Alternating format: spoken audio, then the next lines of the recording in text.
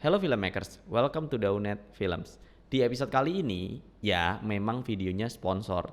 Tapi memang gue mau ngasih tahu kalau SSD atau Solid State Drive eksternal itu sepenting itu. Nah, produk yang akan gue kenalin ke kalian adalah SanDisk Extreme Pro Portable SSD.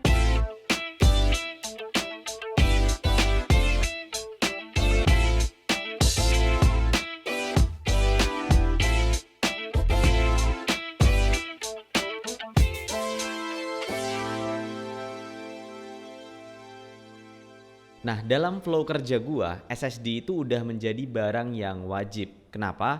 Karena kita zaman sekarang udah susah banget kalau ngandelin yang namanya hard drive, apalagi untuk kerja ya. Kalau untuk storage naruh data doang, oke lah masih bisa, karena juga harganya murah.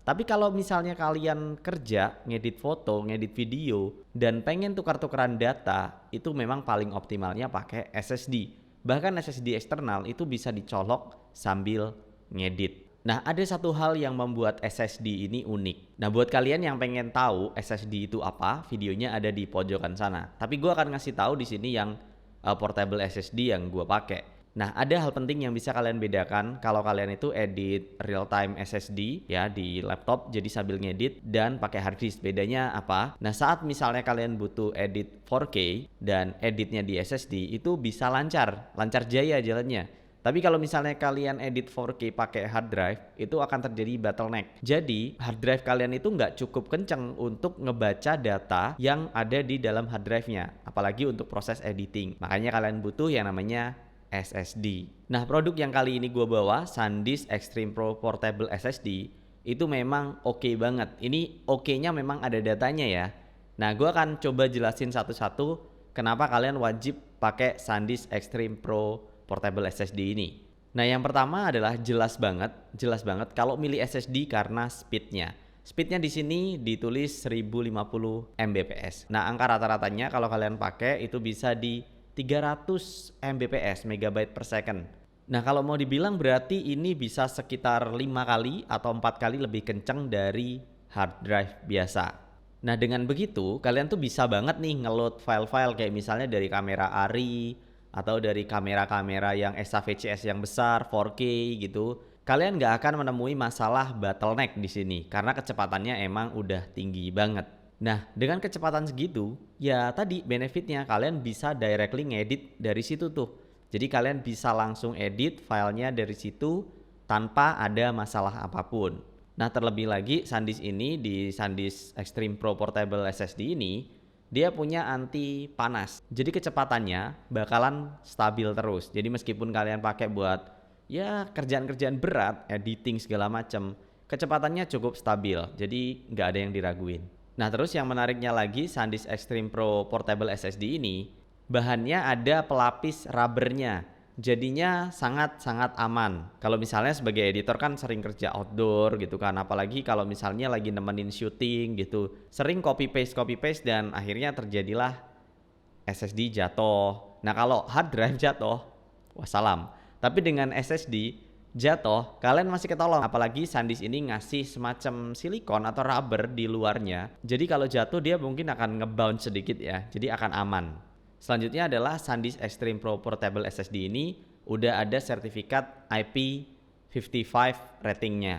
Nah, kalau kalian mau tahu rating-rating kayak gitu itu maknanya apa, kalian bisa cek video di pojokan.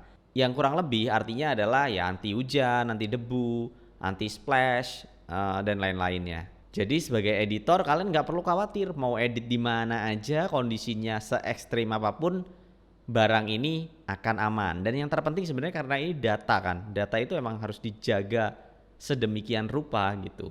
Nah, selanjutnya adalah size-nya ya. Kalau dulu mungkin kita ngomongin SSD itu agak haram kalau ngomongin SSD besar.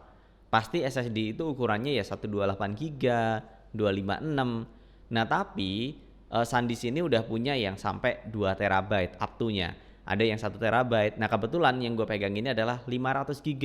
Kenapa gue lebih pilih 4 SSD 500 GB ketimbang 1 SSD 2 TB?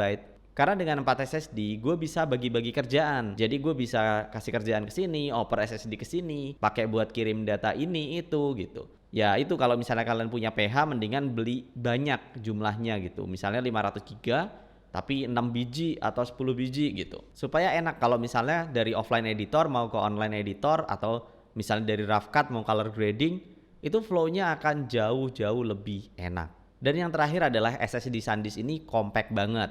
Kayak misalnya kerja di luar atau di cafe atau dimanapun, enak banget kalau misalnya kita tinggal ambil datanya atau kita quick access dari kantong kita dan colok ke laptop kita.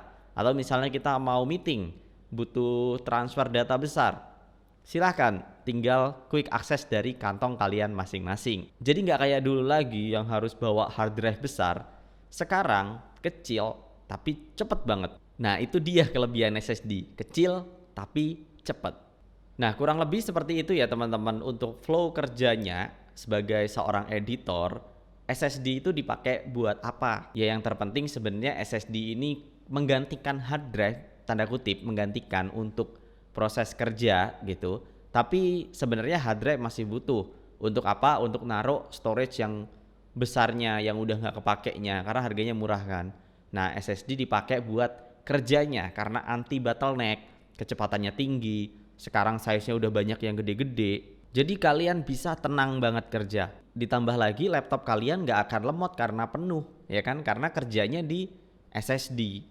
Nah jadi kurang lebih seperti itu untuk SanDisk Extreme Pro Portable SSD ini. Mudah-mudahan ini membantu teman-teman yang mau beli dan mau pakai untuk editing. Oke itu aja dari gua. Thank you for watching and always out of the box.